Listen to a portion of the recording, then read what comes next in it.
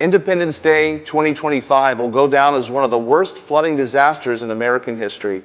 People traveling from around Texas and the region to vacation and celebrate America's independence on the Guadalupe River would wake up to tragedy. More than 100 people would lose their life and many more remain missing.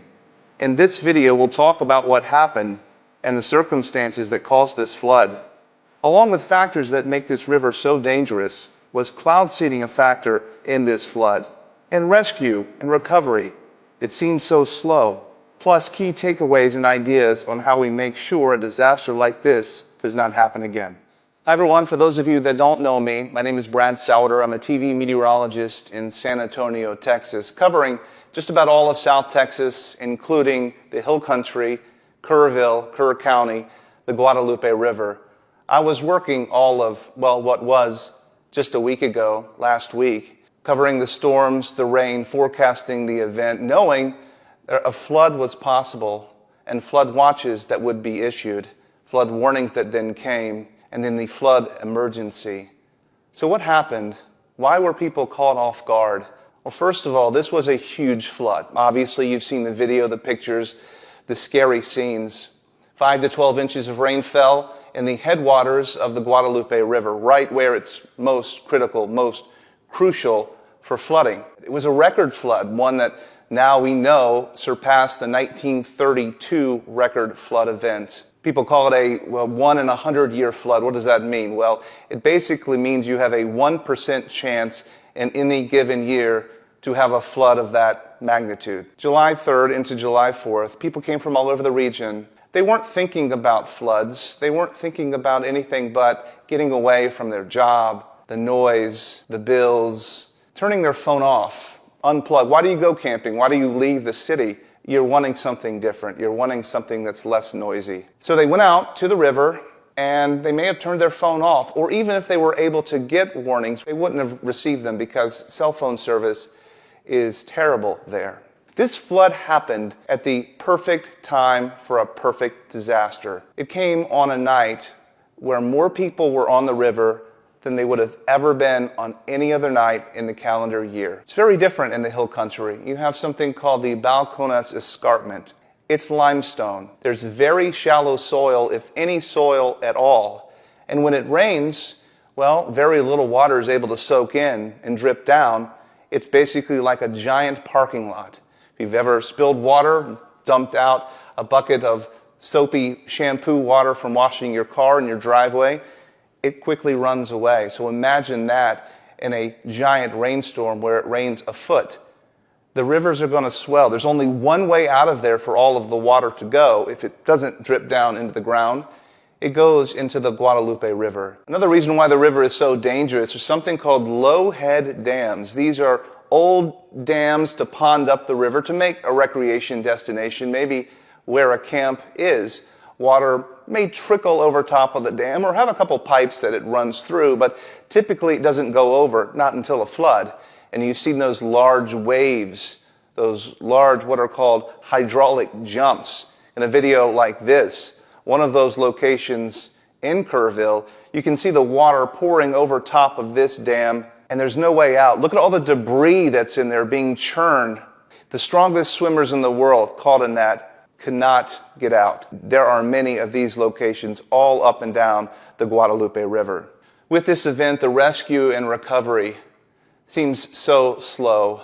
So many missing, the numbers barely ticking up. The wanting to reunite people with their loved ones, even regardless of the outcome. And I think so many people know now hope is fading for the outcome that they want. There are hundreds of certified rescue crews up and down the Guadalupe River with all of the latest and greatest equipment and technologies searching for what remains. It's not easy. With so many missing, you have to ask yourself, why aren't they finding these people? Well, you have to remember the river hasn't flooded like this in almost 100 years. Lots of trees broke, lots of debris. It's piled up on top of a car. Look at this image of this vehicle. There's a roadway on top of this vehicle. So in order to get into this car to make sure somebody's not in there, you have to first remove that very heavy construction genie, weighs many tons. You then have to remove the broken trees. Then you have to remove the asphalt and the cement from a parking lot or a roadway. And then all of the gravel and sand, thousands of pounds of that washing all the way into the car, all the way up to the ceiling. It would take someone a day, or take a crew a day, just to search this vehicle to make sure nobody's inside, only to find they're not, or they are. And there are many, many cars just like this, and many, many piles of debris just like this. The numbers of missing seem dramatic. How do we have so many missing, and why aren't they finding them? The good news is, it's possible those numbers are wrong, that they could be skewed. We remember back to the flood of Helene just last September in North Carolina, specifically western North Carolina in Asheville. The numbers of missing were in the hundreds, only to find that the final death toll was around 100. So why so many missing? Well, this flood is similar to that area because it was a vacation area that was hit so hard. Lake Lure, Chimney Rock, Bat Cave, North Carolina, mostly tourist destinations. And a lot of the people that came to the Guadalupe for Independence Day were tourists, were campers, were those trying to get away. Families that had loved ones that went to Texas, to the Guadalupe, or to nearby, couldn't get a hold of their loved one the next day or the couple days afterwards. They may have lost their phone, cell phone signal is bad, and it's a disaster. It might be very difficult to get a hold of people in that certain circumstance, so they reported them missing. Well, they happened to show back home, but with all life coming back into play, they didn't call to report them found, that they actually were not missing. So some of those could be the people. The overprotective grandmother that knew the family was going on a Texas vacation. Maybe she's not in touch with them very often. Maybe they went to Dallas, nowhere near the flood. She hasn't heard from them. She reports them missing, only to not even remember she reported them missing. You could see how that could happen. And so those are numbers that won't go known until long after, and we realize these people aren't missing at all. The hope would be that a lot of those are that way. There's actually a company in a community I used to live in, or a town I used to live in Colorado, named Grand Junction, Colorado. In fact, here's an image of a weird-looking boat that they make. They call it the Creature Craft.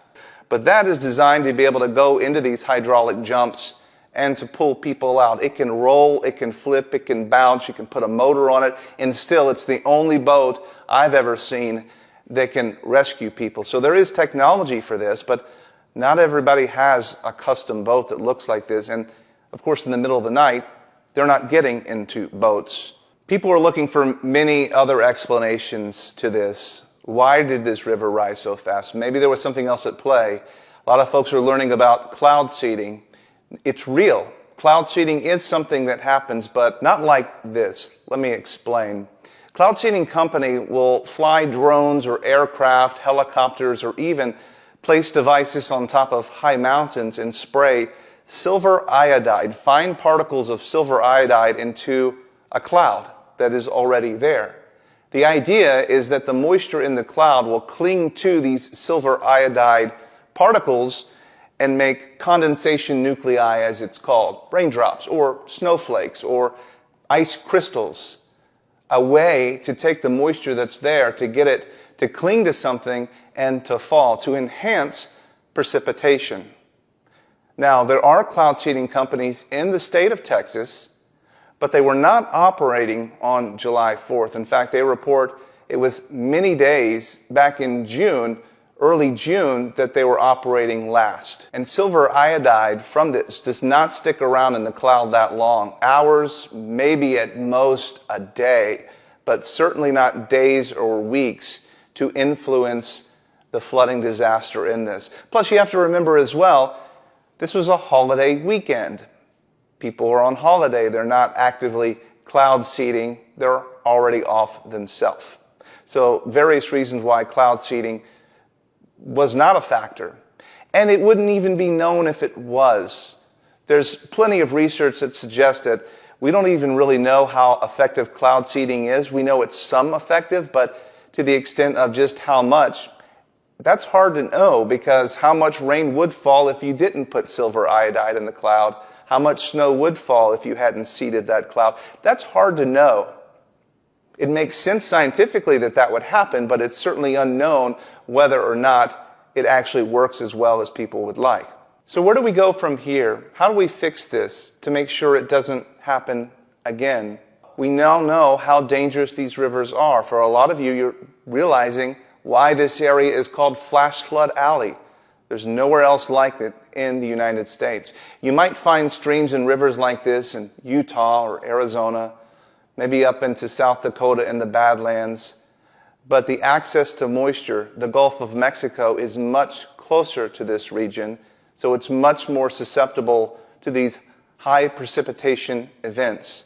Lots of research being done on super high precipitation events out of Norman, Oklahoma, the National Weather Service, the National Severe Storms Laboratory there, doing a lot of research and finding out how can we better forecast events like this.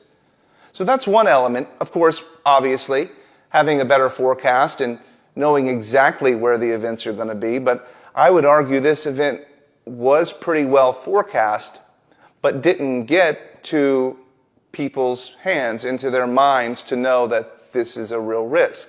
So the forecast can be great, but if people don't know the forecast, it's no good at all. So if we don't get the forecast, maybe they can at least get the warning. In that area, we talked about earlier that phones don't work and that campers, rightfully so, disconnect. They unplug from reality to have peace and quiet. I get that. Some have discussed an early warning system, a flood warning siren on the river. It could have saved lives, and in my opinion, I think it very well could. It has been proposed before. It was voted down. Anytime spending public money can be very difficult. After an event such as this would be the time to do it because folks are wanting to change that.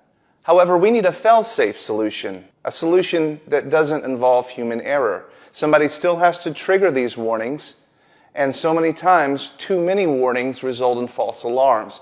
And people don't heed the warnings because they've heard them so many times before. EAS warnings are very effective, but they sound too many times. You've heard that sound on your phone way too many times.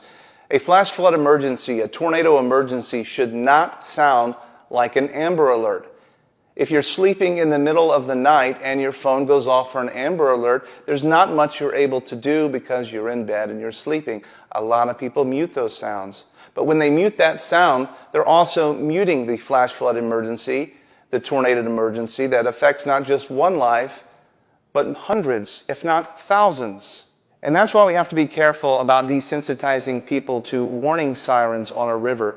They can't sound too many times. We can't allow people to become desensitized to them. If it rains a little bit, we can't sound the alarm. You would have to sound it when real lives are at risk. It goes off too many times, people will ignore it. Potentially another way to slow down the river to allow it not to flood to this extent, this fast, now it will still flood, is to divert some of the waters into fields and areas that slow down the flow of water so it doesn't all come down the river the same time. Purposefully flooding fields, agricultural lands where people are not in order to slow down the flood. The water will still have an opportunity to go downstream, but it won't go down all at the same time, so the river rises slower, giving people an opportunity to evacuate. People are looking for solutions to the disaster. But there will be another disaster coming that we're not ready for, and we'll also have a plan for that. But this disaster of this river, something like it will happen again. At least the water will rise up to this level once again.